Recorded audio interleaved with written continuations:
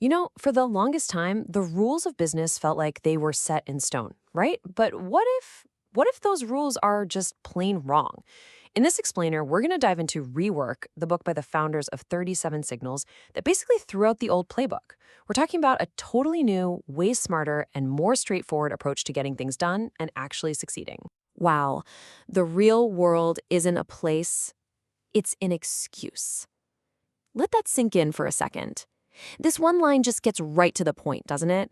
I mean, how many times have you heard that? Oh, that's a great idea, but it would never work in the real world. Well, Rework argues that the real world is just a code word for pessimism. It's where creativity and ambition go to get crushed. So, this explainer, it's all about how to completely ignore that world. So you gotta wonder, right? What if all that stuff we've been taught is essential for business? The 5-year plans, chasing venture capital, having a huge staff. What if that's the very stuff that's actually slowing you down? What if the secret is to do less to achieve more?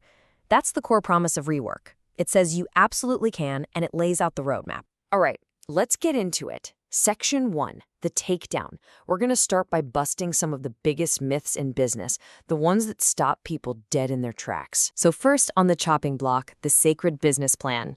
The old way tells you to have this detailed, long-term plan. But let's be real, Rework says that's basically just writing fiction. You can't predict the future. So the Rework way is simple. Stop calling them plans. Call them what they are, guesses. Your business plan is a business guess. Your financial plan, a financial guess. See? Just changing that one word gives you permission to be flexible and adapt, instead of being locked into some fantasy that was probably obsolete the minute you printed it. Okay, next up is this big one, the myth that you have to fail to succeed. You know the whole fail fast, fail often mantra? Well, Rework calls that out as pretty dangerous thinking. Look, learning from failure is one thing, but glorifying it, that's another. The book's point is that you don't need some epic failure story to earn your stripes.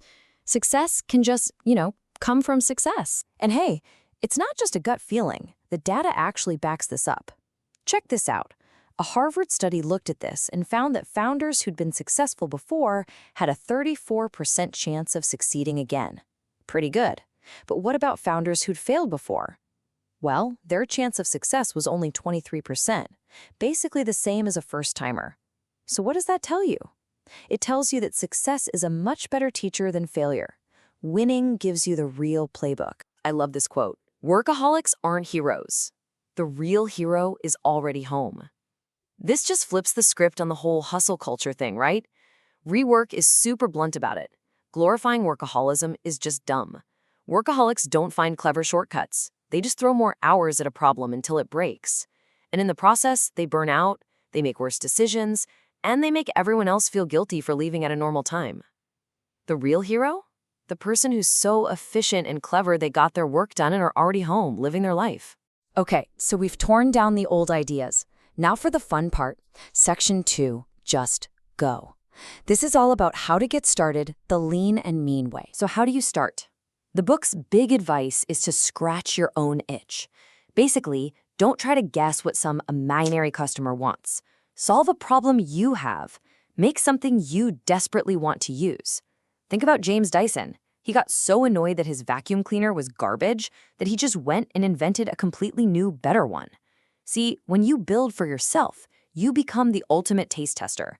You know immediately if what you're building is actually any good. And here's one of the most freeing ideas in the whole book. You need way, way less than you think you do. We're taught to see limitations, not enough money, not enough time, as a bad thing. But Rework says they're actually a hidden advantage. It's like when you have a tiny kitchen, you become a really efficient cook, right? Constraints force you to be creative, to be resourceful, and to cut out all the fluff. There's just no time or money for nonsense. And that means you can forget about all this stuff. A big fancy office? Nope. Outside money from VCs?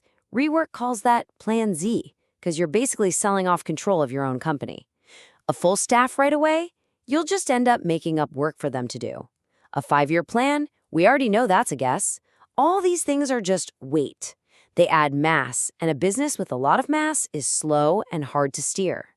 The goal is to stay lean and stay fast, which brings us to how you actually spend your day.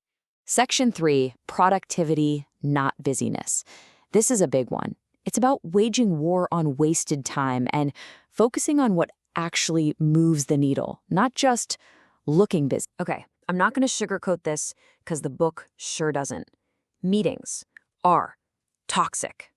They are the #1 productivity killer, period. Think about it. They're vague, they go on forever, people drift off, and almost nothing gets decided. And the worst part? They multiply. One bad meeting almost always leads to a follow-up meeting. It's a nightmare. And let's do some quick, painful math. You call a 1-hour meeting with 10 people. That wasn't a 1-hour meeting. No, that was a 10-hour meeting. You just took 10 hours of your company's productive time and flushed it down the toilet for an hour of mostly talk. When you start thinking about meetings in terms of total person hours, you suddenly get really picky about which ones you agree to. So if you're not in meetings, what are you doing? You're building. And here's a brilliant rule of thumb from the book. Build half a product, not a half-assed product. What's the difference? Well, a half-assed product is bloated. It tries to do a dozen things, and it does all of them badly. It's confusing and clunky. But a kick-ass half product? It takes one essential feature and makes it absolutely perfect. It's simple, elegant, and focused. Real greatness isn't about adding more features. It's about ruthlessly cutting away everything but the essential. And this less is more philosophy doesn't just apply to your product, it applies to how you handle competitors. So Section 4, outsmart your competition. And the secret is going to sound a little weird. You do it by doing less. Okay, so the normal way of thinking is that you have to one-up your competition, right? They add a feature, you add a better one. It's this never-ending arms race. Rework says, forget that. Instead of one-upping them, try one-downing them. Underdo the competition. Find the simple core problem and solve that brilliantly. Let everyone else get tangled up in the complicated, expensive, messy stuff. The flip camera is the perfect case study for this. I mean, look at this list. It's a list of everything it didn't have. No optical zoom, no special effects, no complicated menus, not even a memory card. And you know what? That's exactly why it was a massive hit. It was simple, it was fun, it did one thing perfectly. Let you shoot a quick video and easily put it on your computer. It completely underdid all the bulky, complex camcorders and won. Okay, so all these ideas, doing less, staying lean, focusing on what matters, they all feed into our final section. Section 5, your company, your rules.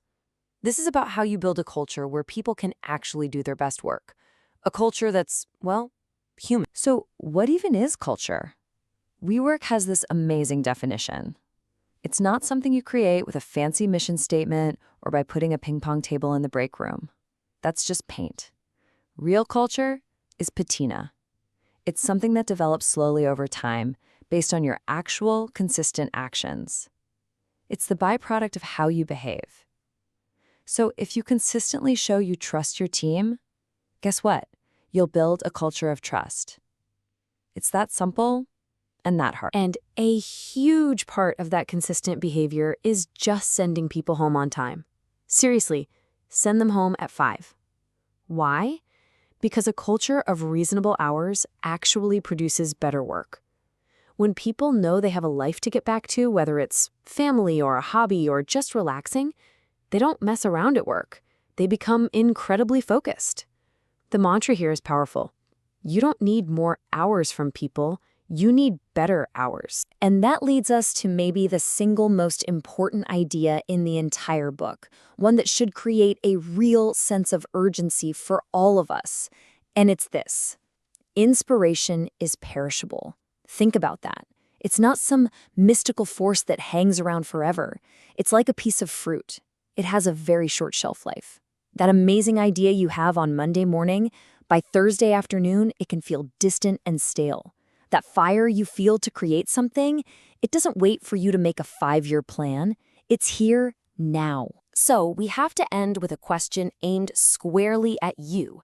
That idea that's been rattling around in your head, that project you keep telling yourself you'll start one day, that spark of inspiration you feel right now, what are you going to do with it? Because remember, inspiration is perishable. So please don't let yours go bad.